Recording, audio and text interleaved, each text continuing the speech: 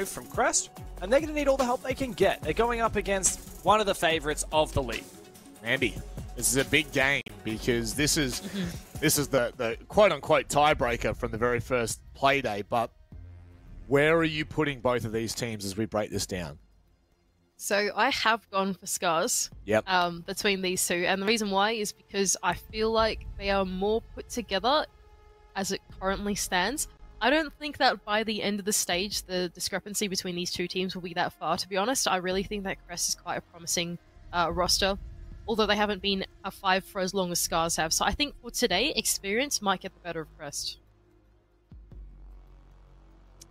Well, looking at the bans so far, we're seeing that Dokkaebi and Ying go out. The same bans we saw in, I believe it was our first match of the day.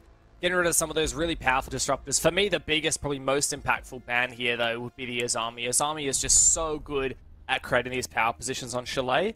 And we saw the absence of that Azami on Cafe really force Fnatic to abandon piano control. And I think not having that is going to make it much easier for the attackers to take control of areas like Library, like Mezzanine, and even, to some degree, areas like Piano, which are really important because Chalet is quite a tight map. Really, as a defending squad, you're likely contesting it as much as possible on pretty much every entry point.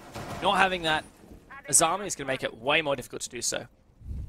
Well, I am very interested to see what SCARZ have for an attack on Chalet. Previously from, you know, kind of the, I would just say from my knowledge of OS and APAC South, it's been a while since I've really watched Chalet in another region.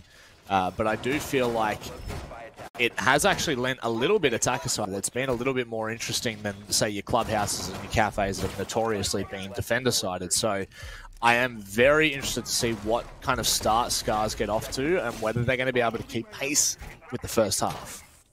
I think as well, to piggyback off Dev's point and try and tie it into your point about being attacker-sided, the thing about Chalet is it's that map that the architecture leans itself into cutoffs and punishing the mistakes of the defenders. If a defender over-rotates somewhere or runs into a line of sight, for example, Chalet is the map to be punishing on, and that's why we can see SCARZ players immediately jumping on those rappels, putting pressure through the windows, and making that defense a lot more claustrophobic right off the bat.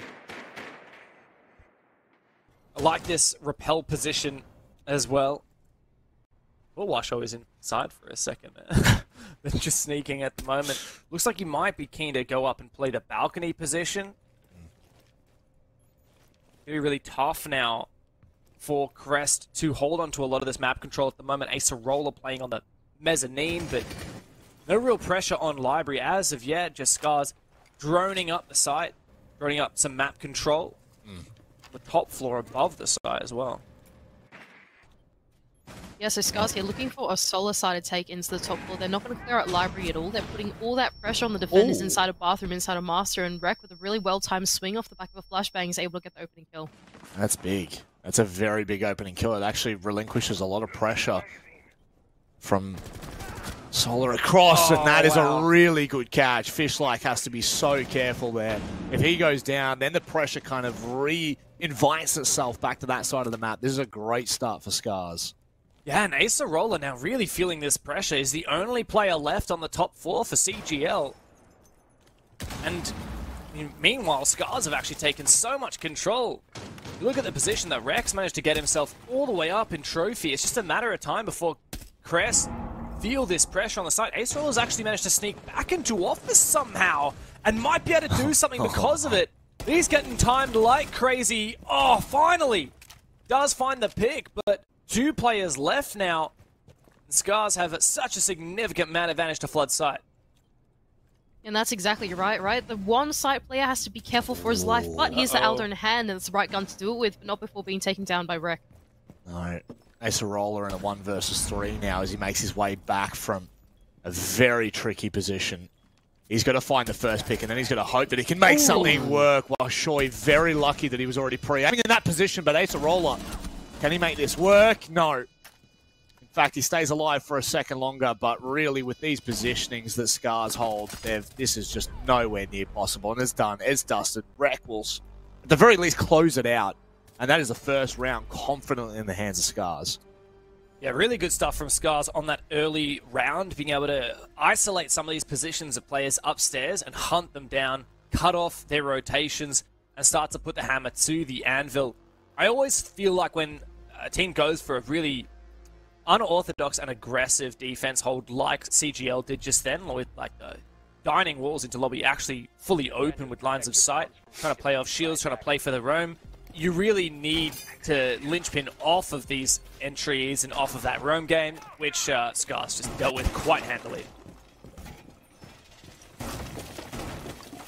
Interesting going down to the basement bomb site though. They are looking to go for pretty extended roam, aided by that Oryx as well as the Legion to try and protect off, to try and gain some of that passive intel where the attackers might be taking. You don't want to give up too much map control here on Chalet, right? Like you said, it's quite a claustrophobic map, it's quite small, and so holding onto the map as long as you can is very important, especially down in this basement bomb site where ultimately if you open up 2 breaches on either side, that's cutting the bomb site in half. You know one thing, Rob, I know that we're going to get caught out on is all the names on SCARZ.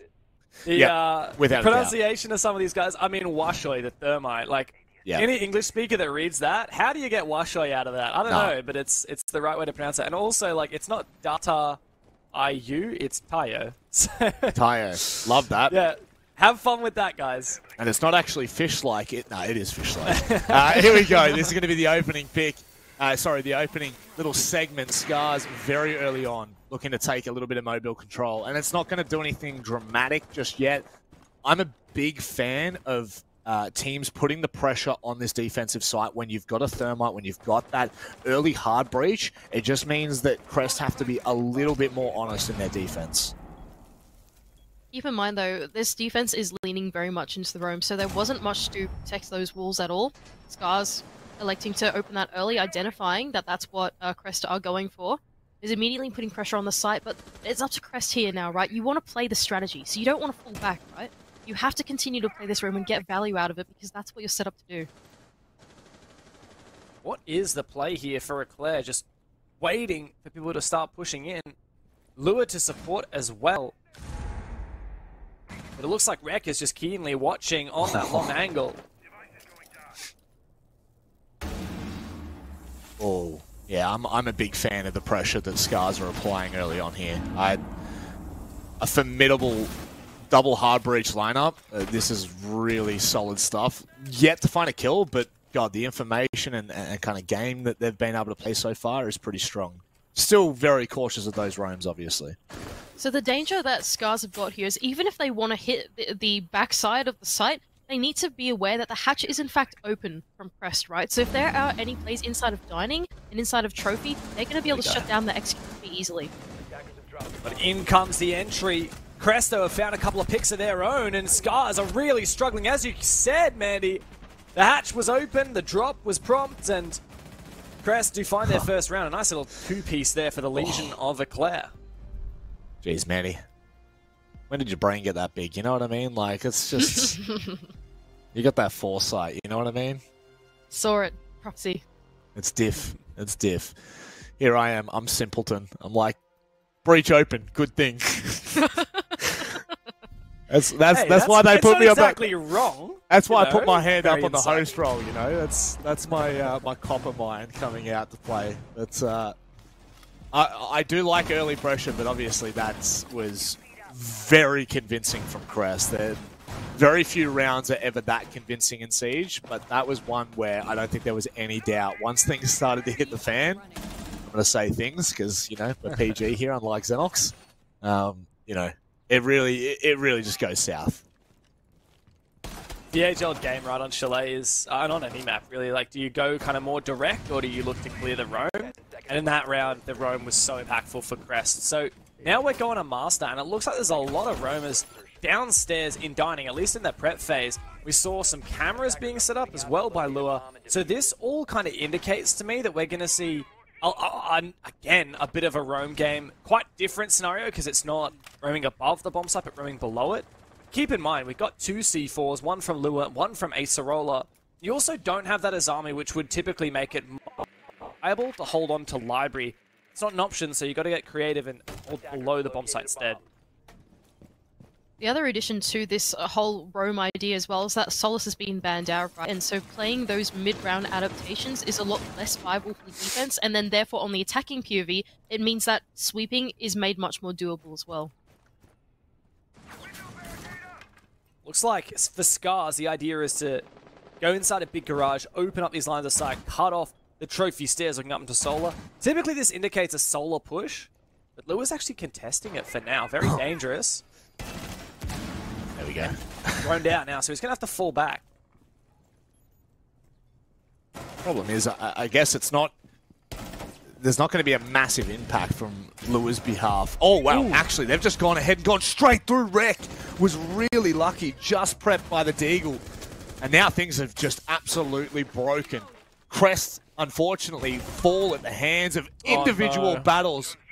Claire, that's the kind of kill you want to find back. That's a massive one to kind of even things out and slow it down. Oh, my shot. What? Yeah, I don't know. They just keep going gnarly.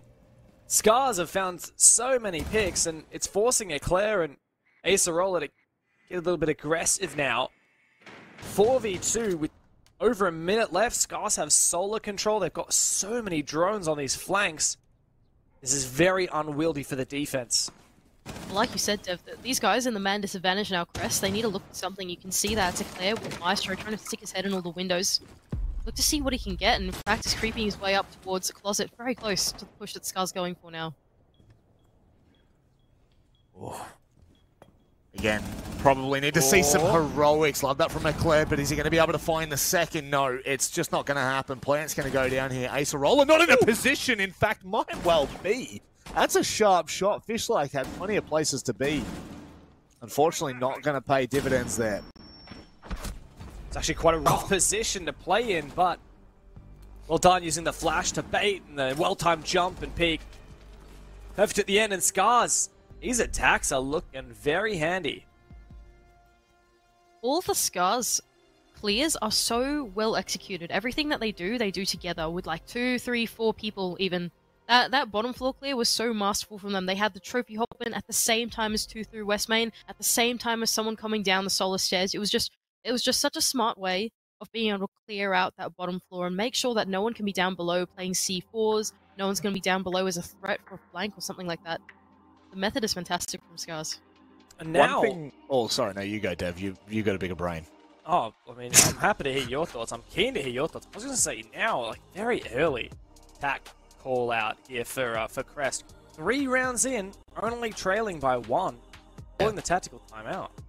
Yeah, there's going to be something going horribly wrong in the comms for that to happen. Like, you can't think of many other points in time unless there's a quick toilet break that's needed or something like that, which we have seen in the past.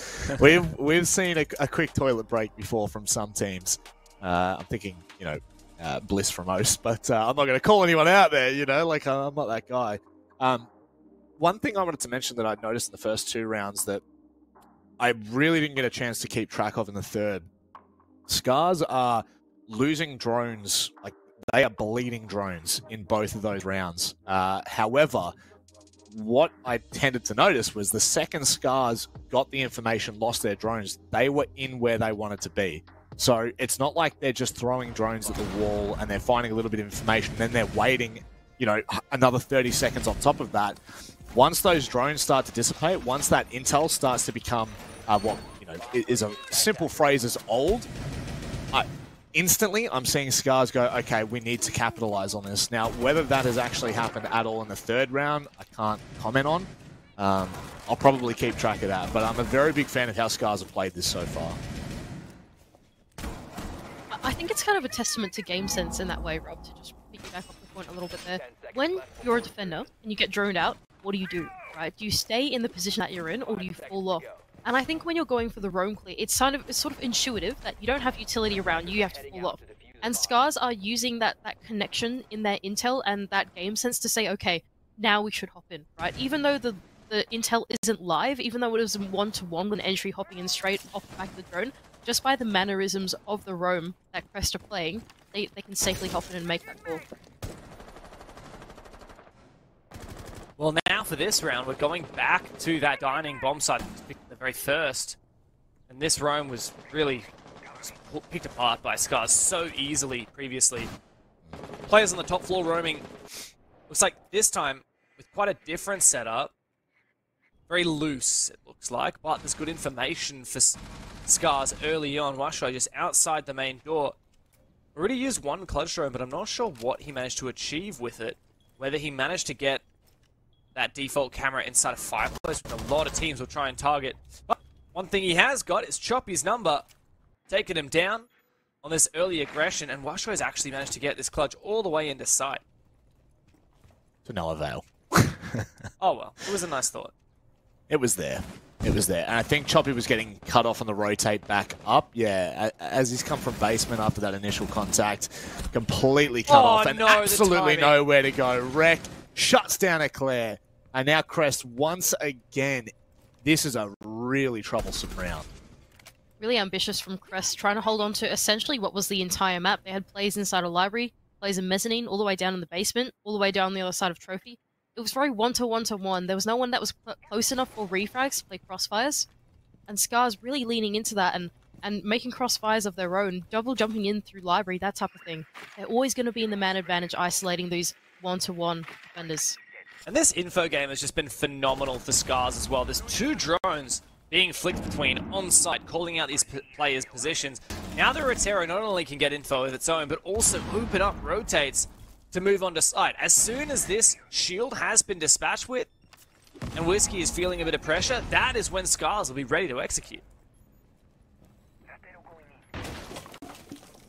Oh, oh no!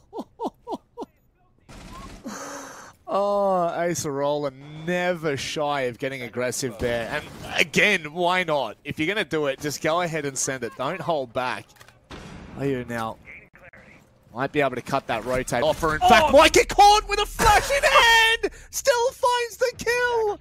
Wreck shuts down Lue and Whiskey's all that remains.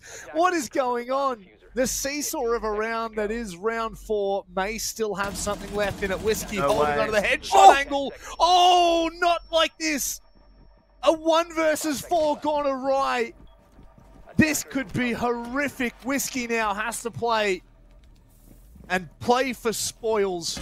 Waits to try and find the positioning. Oh my word, what a shot in the end of it. Oh, what has just happened? This round has had me on the edge of my seat from start to finish. But inevitably, Crest come up big with a Whiskey clutch. Wow. A couple of shots from Whiskey will never go awry, I tell you that right now. What a showing from Crest. And what a way for Whiskey to chuck the team on his back and get the job done. 6 kills to his name in this game so far, the majority of which were in that round. What a clutch. Yeah, My gosh, that's actually incredible from Crest, really. You're down in the man count, and not one, but both of the Crest players start going, alright, it's time to make things happen. And yeah, you've got Ace to roll on the top floor, he's toying with the breach there, and at the same time, Whiskey making his way down on the ground floor. It's just, when you're in that man disadvantage and it's playtime, it's so much fun. It really is, especially when you're the last 2 alive. There's nothing quite like getting a clutch like that. That was a 1 versus 4, wasn't it? Ace Arola only got 1 kill. I'll check back for you. I'll get back to you. That was absolutely disgusting. Just the kind of game sense from Whiskey and the movement of Whiskey as well to go along with it was just incredibly gnarly. I don't know what information Crest really had to play off there, but regardless, in any case, the clutch is just ridiculous. SCARZ will be kicking themselves on that one. That was such a strong start from them. To wither away like that is so disappointing. I checked it. Was indeed a 1 versus 4. Oh, Whiskey. Unreal. Have you heard? I have heard. I've seen now. SCARZ, though, once again looking to do this solo-sided take onto the map. All 5 players poised here on this northern side. Looking for the roam, of course. Once again, last time they tried to attack this, they didn't clear this ground floor, and that really came back to bite them once they went for the execute. This time, changing philosophies, not willing to cut corners. Quite Quite a different setup, I think, from Crest as well. Way less of a roam. Way more of a setup on side. We've got mirrors, we've got smoke. Lots of shields to play around. Actually, no shields to play around. Look at that. Roll smoke. Roll shield. But instead, going for the barbed wire. Instead, the presence here is on the ground floor. And this mirror window is to hold lobby from inside of dining. Still, that pressure is coming out from Solar on this top-down take. And the vert likely to follow in just a moment from Fishlife. Well, things they might have the vert, but they have to worry about C4s. There's 2 of them on the players inside the ground floor. That's the mirror playing inside of dining. And even though this vert can go off, Sledge is going to have to be very, very careful, get his boots moving. And in fact, Rector's here to try and cut off the player inside of dining himself. He doesn't quite connect the shots. Ace Roller being very slippery through the ground floor. Yeah, definitely gave him a second chance there, Rec, to have that final shot. Fish-like, at the very least, pushes Ace Roller out of position and into the opening arms. This is a pivotal moment now. 4 versus 3. SCARZ have had the man advantage in multiple points so far in the first 5 rounds. Last time we saw it, with or away, they need to convert. What is the play from here on out? Man advantage, but there's been no time to do like vert to really start to isolate these positions. I don't even know how much they've managed to throw in the bomb site so far. Still a mute jammer to prevent these Selmas from going off as well. Not a single exothermic has been used. Oh, this is really scary. Great timing from Eclair to go for that swing just as the execute's about to come through, and only 17 seconds left to go for SCARZ. Oh god, this is not looking too great for Crest, but is it going to happen again? Choppy, he's got the smoke canister that slows things down a little bit. Swing straight into Tayoy, he goes down. One shot, he can't get it done, and Choppy, in back-to-back 1vx moments for Crest, comes up massive. It's just unreal. Can't believe it. How does it keep happening? How did Crest keep doing this? They've taken the lead clutch after clutch. They are laughing right now. SCARZ should be winning these rounds, and Crest is stealing them away. I mean, if you want to think about it, like, it's kind of ridiculous. They've just won 2 rounds back-to-back off clutches. It should be, like, 4-1 for SCARZ, right? It should be 4-1, and yet, wow, that's crazy for Crest. Unworldly. Otherworldly. It's just ridiculous. No matter which way you look at it, it's ludicrous. The fact that they've been able to get away with quite literal murder. I mean,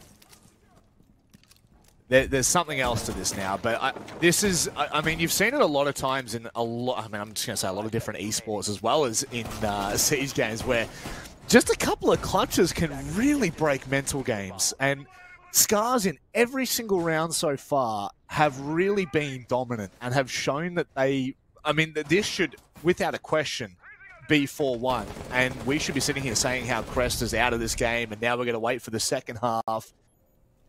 This is a really, really bad sight for SCARZ. And if they can't stem that bleeding, if they can't calm themselves down, they may well continue to spiral. You got to wonder how much of an impact the tactical timeout had for Crest. They took a tac pause, and then the round goes terribly until a 1v4 happens from Whiskey. And then the following one, they win the 1v3. SCARZ still have that tac pause. They could use it right now to try and change that momentum, because like you said, such a tilter. Losing 2 clutches in a row. What's SCARZ going to do to get back on that horse? SCARZ, though, I must say, a very good macro game going into Chalet. The way that they've been playing it and getting control of the real estate that they have been given in the map, even then, sometimes just being able to face the roam clear head-on as a group of 3, 4, or even sometimes 5 of them has just been really masterful. All of them are always on the same page. They're always following this one concept to clear out as much of the map as they can. So many Crest players just far apart. 3 holding this mezzanine position, 1 from inside library, 1 from mezzanine itself, 1 from top library stairs. It's a good setup. Roteros, though, could well spell death for that setup at the top of the stairs. Need to come through, but surely Wamai's Magnets will catch this one. Apparently not. Just ducking and weaving. Crest keep all their players alive. For now. with the asterisk next to it. Fish like on the balcony could look to try and hold, but it's not going to do much until the rest of the team gets into position, and you're starting to see it now. How much longer till they crunch? In come the flashes. Fully flash now is the Jaeger in the corner and losing the gunfight. You can't be losing those on the mezzanine. SCARZ have once again taken that man advantage away from Crest. Once again, really great collapse from SCARZ. We've seen them time and time again be able to do this on their attack, but now it's about converting to that late game. Just like you were saying, Rob, it's this part in the round that SCARZ falter. May well happen again. 3 versus 4. Crest backs up against the wall, Dev. Can they convert against all odds again? Well, Whiskey is still alive.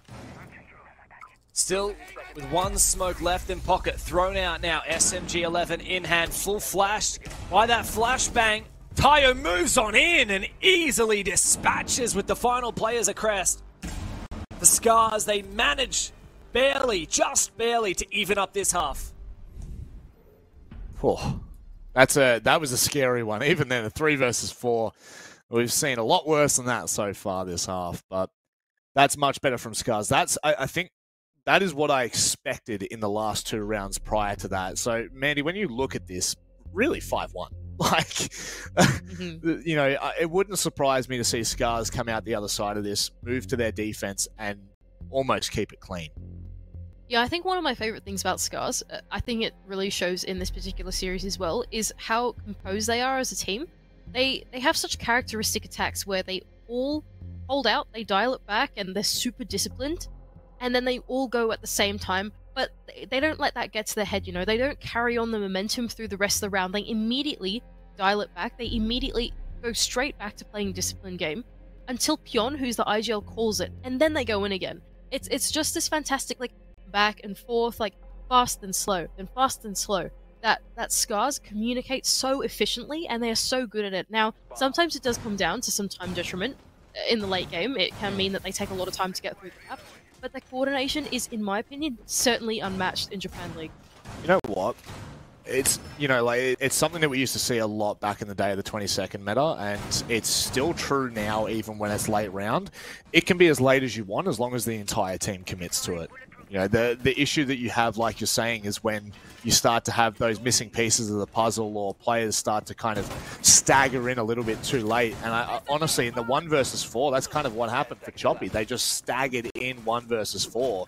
But the 3 rounds that we saw them convert were when all of their members, when the entirety of SCARZ sent it as a team. And it just looks so dangerous every time that happens.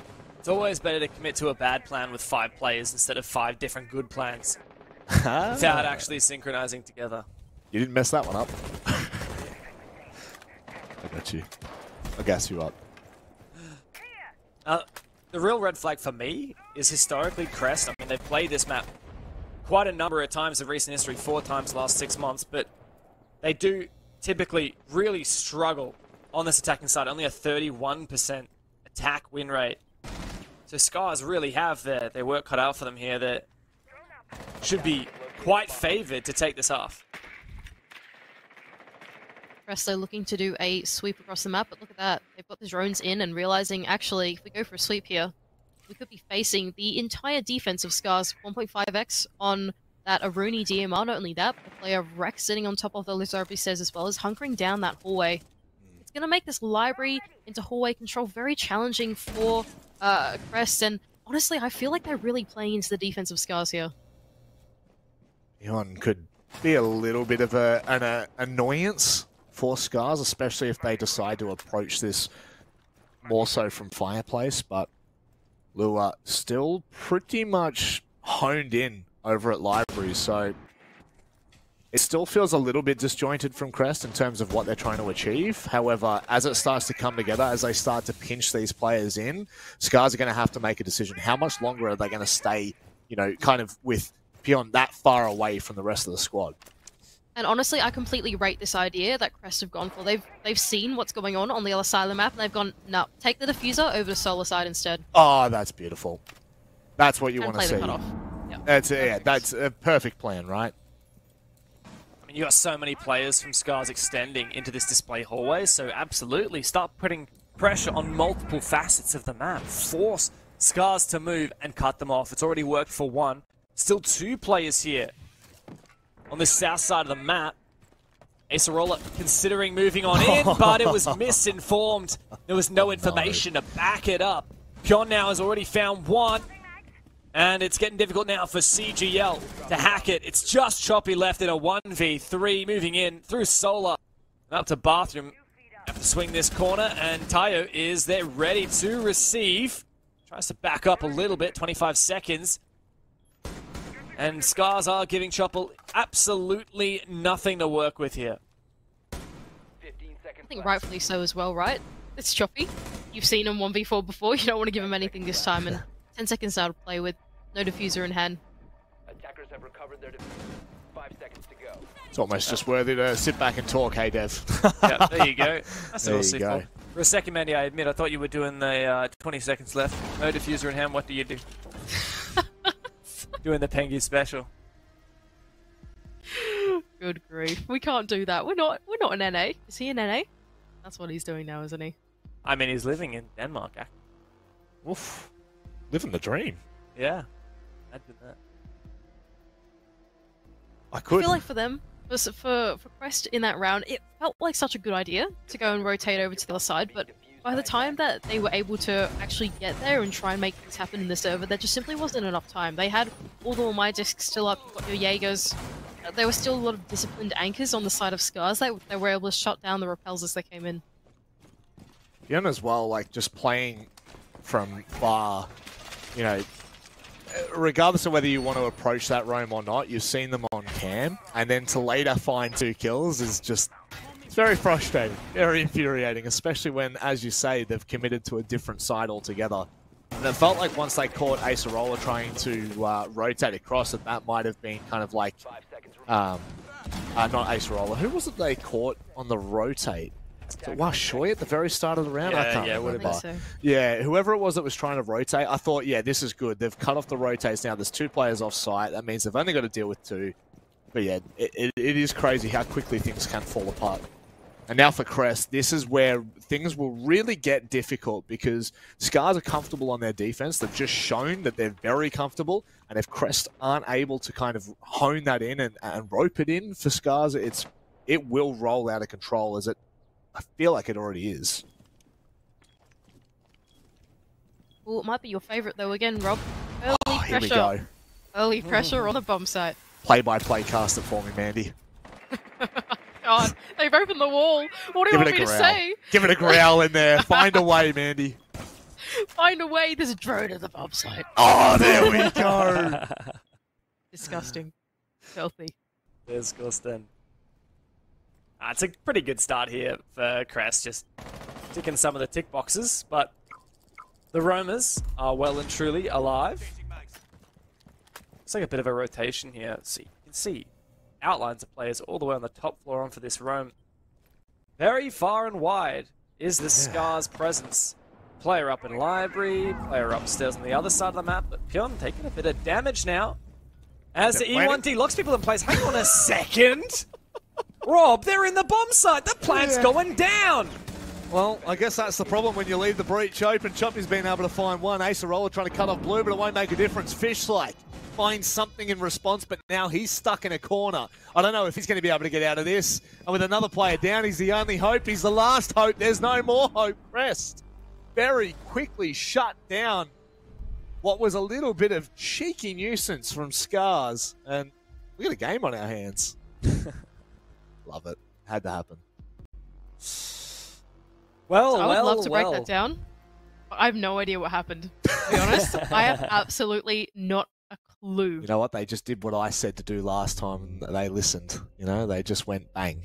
They blew open the site and tried to do things. Didn't work.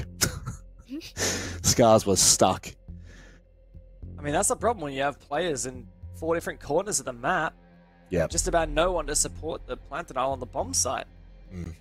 Now the tack timeout comes from SCARZ at the even 4-4 scoreline. And coming to this game, right, everyone kind of was on the SCARZ side. Is that right for you two? Yes, yeah, I was. I had hope for Crest, but definitely thought SCARZ would be a very tight competition. Yeah, I mean, I reckon Crest have got tons of potential, but they definitely have far few accolades, far less decorated roster than SCARZ, and historically have struggled when they have gone head-to-head. You got the last time it was actually SCARZ who knocked Crest out of the Japan Invitational last year. Now they find themselves in a very tight match. I would say almost like unpredictably close, back and forth. Crest is really giving SCARZ a run for their money. They are, and just to be a negative Nancy on that, it should be 6-2. It should be. If I'm just being a negative Nancy, you know, it's 6-2 right now. But I mean, you can call that negative matter, Nancy, right? but you can spin that to positive Pansy if you want. Crest Gaming. Pansy doesn't cast R6. No, but she is positive. She is. And Crest have won 2 rounds they shouldn't have, and they've taken the opportunity with both hands. They've grabbed it. And now, I don't know, like, I can't doubt him. Any round goes by, I can't doubt him. Yeah. And that's the thing is, like, provided you can continue to win rounds that maybe you shouldn't, why not? You know, why not break most expectations? And I think that that's a game that Crest can very much play right now. Is like, well, the more they can pressure SCARZ, the more they can find these ins and make calls like they did in that previous round, the more pressure SCARZ are going to be under, and then it's about a pressure pod. How much can SCARZ take before they really start to feel it? I'm liking the approach that Crest are going for immediately into this map. They're trying to take what map control they have. They are immediately going down into that basement with the drones that was pre-placed inside of blue. Not only that, but they've also got players putting pressure on the solar side of the map, inside of trophy. Just seeing what they can find with those drones immediately off the bat, and then playing off the real estate that they have. Kyo's got this really nice angle to play off of, well, from inside the library, the vert. Quite a bit of lurking going on here, though, from Crest, as Ace of Rollers made his way up West Main. Careful for Fishlike on this rotation. If he moves around a bit too much, he might get caught off guard. We know how much Siege is a game of timings, and Isarola could find it perfectly. Yeah, that's an awkward one.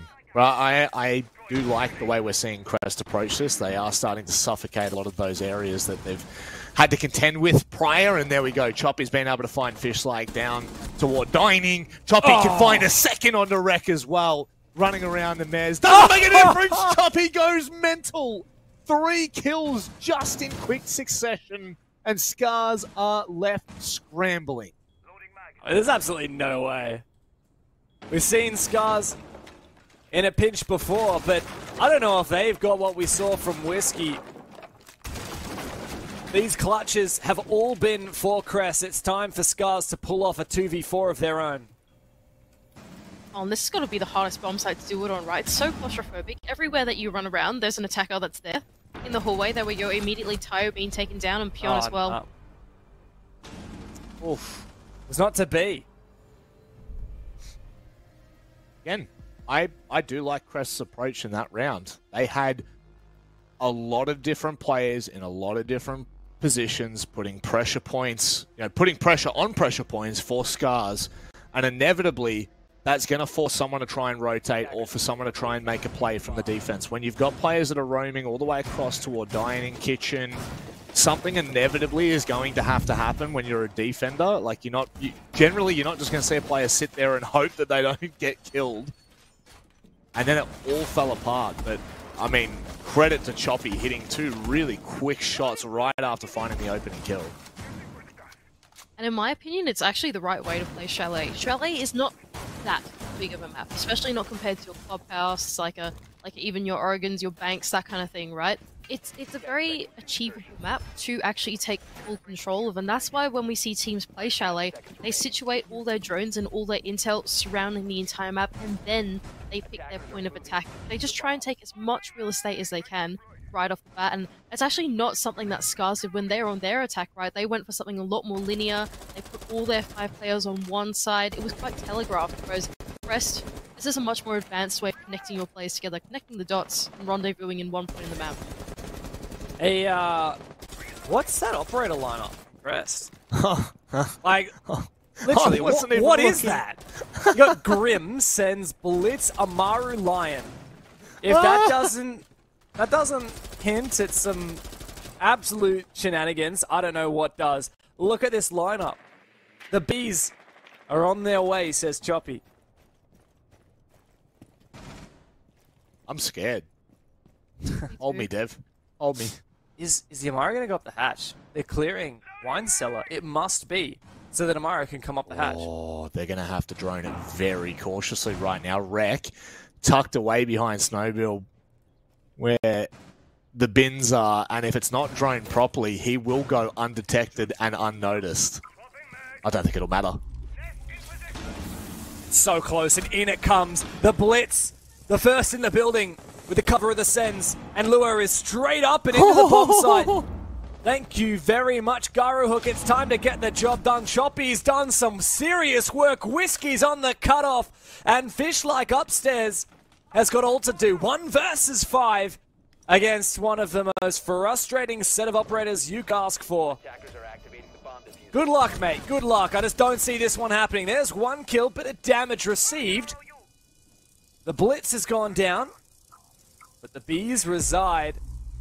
And the E1D calls out once again. Still, Acerola has another to spare, and Lua is going hunting. Fishlike caught out. There's absolutely nothing he can do, trying to deal in some kind of shenanigans down the stairs, but the cutoff is there. You don't see that kind of attack every day in Crest. My God, you've brought the fire.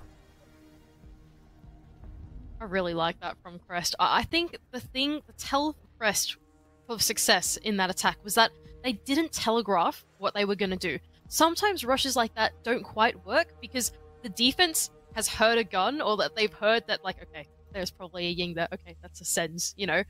Or they've seen a piece of utility that's gone out a little bit too early, or they've been too loud surrounding the bomb site, or something like that. I think the way that Crest were able to play that, where they were so quiet, there was absolutely no idea that SCARZ could have known that that was going to happen. And that was, to me, the testament of success for that rush. No, I'm gonna go macro right now for Crest.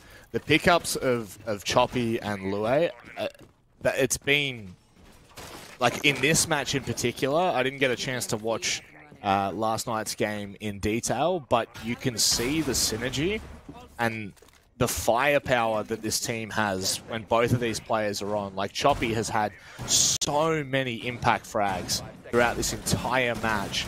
I feel like this is a really well-rounded team. This is a team that, you know, we could end up seeing pushing for first position in Group A and potentially pushing for a major. I'd be very surprised if SCARZ don't make it to that major, but you never know. With Crest playing like this, it may be their time. Maybe their moment. They have the match point now. And as you said before, one of these teams is going to go undefeated at the end of today, and one will not.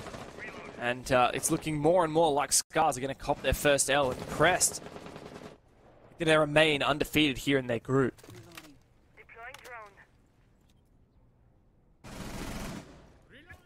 CLG once again employing the same philosophy to the map. Just starting to choke out this top floor defense. Although it is supported by some utility in the form of some mirrors, you've got a few players there. Being really disciplined, being on these cutoffs.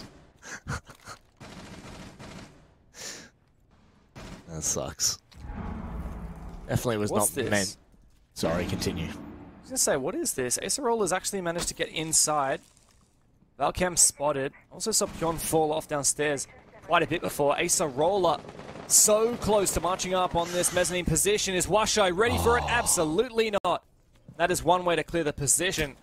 Washai thought he was well covered. Did not realize the sneak attack from behind, and that's a great start for Crest here on match point.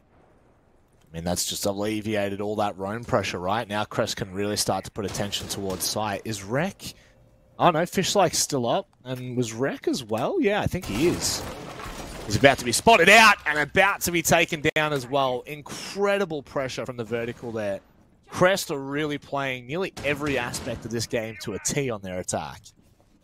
Fuck on Chalet is my favourite. I feel like I say this every single Chalet broadcast, don't I, Dev? But I absolutely love it. I feel like it enables so much on this map, even on the roam clear. Yeah, Buck Keep in mind as well, they have like a whole minute left as well, these attackers, to make use of that vertical. Now that they have cleared the entire map, that does mean that they can make use of lobby, which is not often something that you achieve in such haste in such little time. And here comes the hard breach as well from Eclair, opening up the snowmobile wall. Wide open is the site, and in he goes. Quick peek, Beyond tries to get that trade. Not able to take him down as he runs back out again, but SCARZ are really feeling the pressure here. Jeez, he was really lucky. If Eclair goes down there with that kit right out in the open, that's a really difficult spot to try and grab it from. Now, the rest of Crest have to get into position, and this needs to be a clean take. Oh, but in comes Lua. Have a look at that. Con and Tayo. It's just Tayo now trying to cover. Does get that diffuser. Denied, but Crest can sweep it back in. And the underdogs, once again, upset over SCARZ from the first place in Japan League last year. They will fall. Crest Gaming undefeated. Really fantastic work from Crest there. The way that they were playing that attack was just so much more masterful and way more coordinated, in my opinion. Coordinated in a very complex way compared to what SCARZ were able to bring in